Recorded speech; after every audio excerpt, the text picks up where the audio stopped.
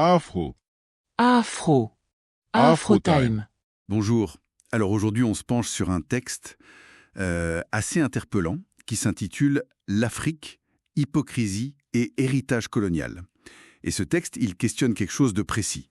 Cet étonnement qu'on entend parfois sur disons, les difficultés de développement en Afrique. Oui, bonjour. L'idée centrale du texte, c'est que cet étonnement serait hypocrite, ou en tout cas qu'il ignorerait un passé historique très lourd. Exactement. Donc notre objectif, c'est un peu de décortiquer les arguments de cette source, de voir comment elle construit son raisonnement. C'est ça. Comprendre la perspective offerte sur les liens entre histoire et la situation actuelle du continent africain, telle que présentée dans ce document. Bon, alors commençons par le contexte historique qu'il met en avant.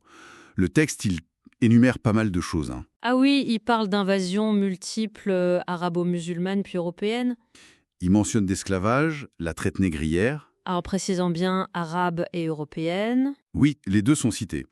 Ensuite, les travaux forcés, la colonisation. C'est une accumulation assez impressionnante d'épreuves selon la source. Mais il y a un point qui semble vraiment crucial dans l'argumentation.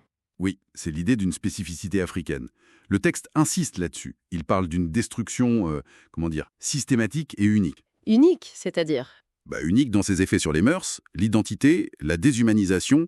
La source va même jusqu'à parler d'une déportation massive des forces vives. Ah oui, il y a un chiffre mentionné, 100 de millions. C'est énorme. C'est un chiffre avancé par la source, effectivement.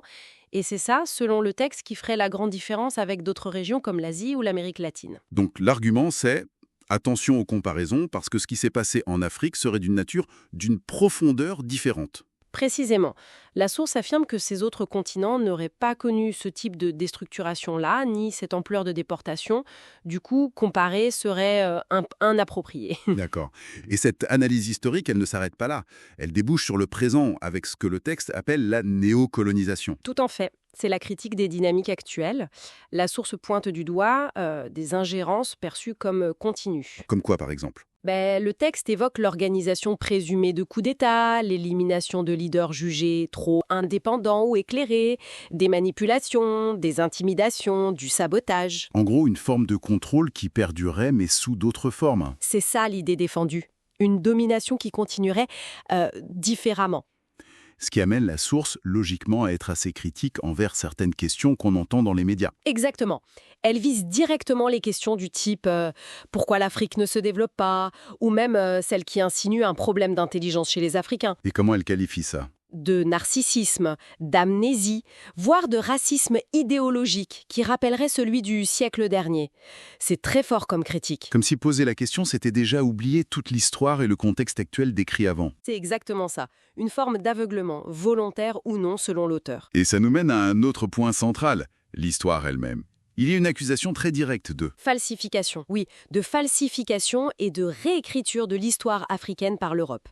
Le texte utilise des mots très durs, parlant de crimes contre l'existence humaine. C'est puissant comme affirmation. Et quelles seraient les conséquences de cette falsification selon la source? Alors là, c'est intéressant. Le texte fait un lien très fort entre cette histoire prétendument effacée et le présent, mais aussi l'avenir. C'est-à-dire? Il affirme que connaître la vraie histoire est indispensable pour surmonter les défis. Sans ça, impossible de comprendre le présent et donc impossible de construire l'avenir. Le risque, ce serait quoi? Que les nouvelles générations, sans cette vraie histoire, finissent par intérioriser les discours sur une supposée infériorité intellectuelle ou une incapacité à se développer, parce qu'elles n'auraient pas les clés pour comprendre les causes profondes des difficultés.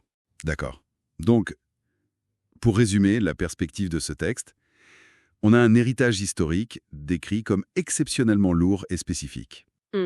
Invasion, esclavage, colonisation, avec cette idée de destruction unique.